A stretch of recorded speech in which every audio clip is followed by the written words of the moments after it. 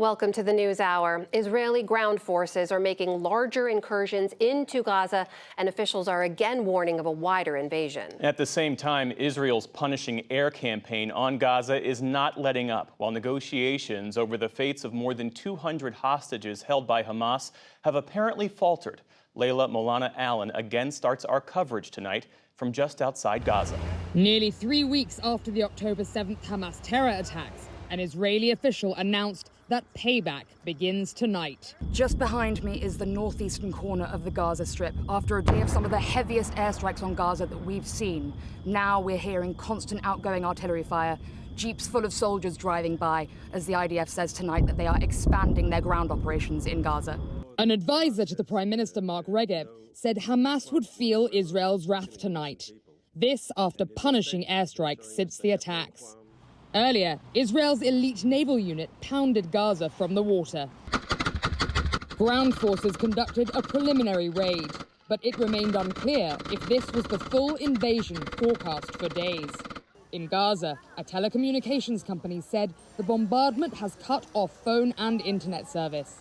An airstrike in Gaza earlier today blew the roof off a mosque while Palestinians gathered for Friday prayers. Then they mourned a 14-year-old killed in the blast. We have been invaded through ground and air. Is this a life? This is not a life. Israelis defended their targeting, citing evidence they say shows Hamas hides resources behind humanitarian centers. There is fuel in hospitals in Gaza, and Hamas is using it for its terror infrastructures. The United Nations passed a resolution today calling for a humanitarian truce between Israel and Hamas, raising the political pressure for a ceasefire. The White House said 10 aid trucks entered Gaza today, but UN aid workers on the ground called for more help. These fuel trucks are nothing more than a crumbs that will not make a difference for the 2 million people in the street. As the region boils, yesterday the Iranian foreign minister cautioned against any further American involvement. We do not welcome to expansion of the war in the region, but I warn, if the genocide in Gaza continues, they will not be spared from this fire. That is a threat Iran is apparently acting on. American troops in the region have weathered multiple attacks from militant groups they say are backed by Iran. American fighter jets in eastern Syria attacked 2 Iran-linked sites in retaliation. And Pentagon officials said troops brought down a drone near a US base in Iraq this morning. Amid unrest in the region, the US hopes to deter further attacks. But tonight, as Israel sends more ground troops into Gaza, it's all eyes on the attacks on that front line. Amna. Layla, you spent good time on that area just outside of Gaza tonight and most of today. Tell us a little bit more about what you saw.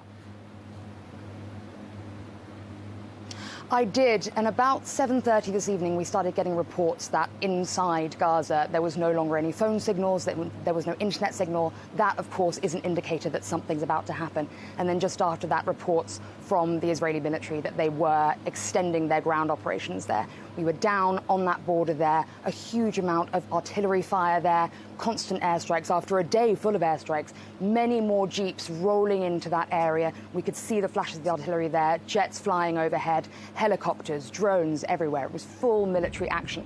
Now, it's difficult right now to know whether this is the invasion they've been talking about or simply an extension. They haven't been clear on that. The IDF has confirmed that there are tonight troops and tanks inside Gaza. That's all they will say. And we've had reports that in the Beit Hanun area on the northeastern border of Gaza, just inside Gaza, that tanks were seen there and troops as well. And our foreign affairs and defense correspondent Nick Schifrin joins me here in studio. Nick, good to see you. So Layla's reporting troops and tanks inside Gaza. What are your Washington sources telling you about what this means? Well, as Layla said, it's not clear, at least publicly clear, what the Israelis are doing, whether this is the full-scale invasion, the goals of which are to uproot Hamas physically and politically, or if this is just more what the U.S. military calls shaping operations, meaning incursions ahead of a large invasion. Amna, I'll say there are certainly people here who believe this is the start of the invasion, and there are U.S. hopes that if this is the invasion, the Israelis have decided to do it a little bit differently than what we've seen in the past, a little bit more measured, a little bit more slow-rolled, even though these images do not suggest any kind of measurement or slow roll. The idea there is that strategically, if there is less of a gigantic invasion announced publicly and that we could see literally rolling over Gaza, strategically, that doesn't preclude progress in the other areas that the U.S. and Israel are trying to make, most notably hostages, as Layla was talking about. Also, it doesn't erupt the region as U.S. officials have been concerned about. Layla reported those 20 attacks already on U.S. troops by Iranian-backed militias. The U.S. has been very concerned a large invasion would actually yield even more attacks than that. And also the other step the U.S. is hoping to take, getting some American citizens, 600 American citizens out of Gaza. Tactically, what does that look like? The U.S. has been advising Israel to use less, for example, artillery and tanks, some of the big weapons, and more smaller special forces teams, mortars, to try and eliminate or at least reduce civilian casualties as much as possible. And that key factor here on the hostages, there's a lot of domestic pressure, as you know, as you covered, from families, Israeli families, on the Israeli government to prove that they're doing everything possible that they can to get those hostages out. And the fear was that a giant invasion would stop any of that progress. There was progress, I'm told officials, by officials this morning, that the Israelis are looking for a large release. It's not clear how close or far they are, but there's some fear that any kind of large invasion would, again, preclude some of that momentum. But again, we just don't know, as Layla's been reporting, exactly what this is. Those hostages are a key part of it. More than 200, they believe, still held in Gaza. Layla, finally, just in the context of what you've been seeing and reporting on in these last 3 weeks, how are you seeing this moment? What could this mean? Well, the IDF has said from the beginning that they are going in, but this will be a phased operation. A couple of possibilities here. Firstly, that they are trying out the ground here, one of those shaping operations, to see what happens, and they don't want to say yet whether this is the full invasion.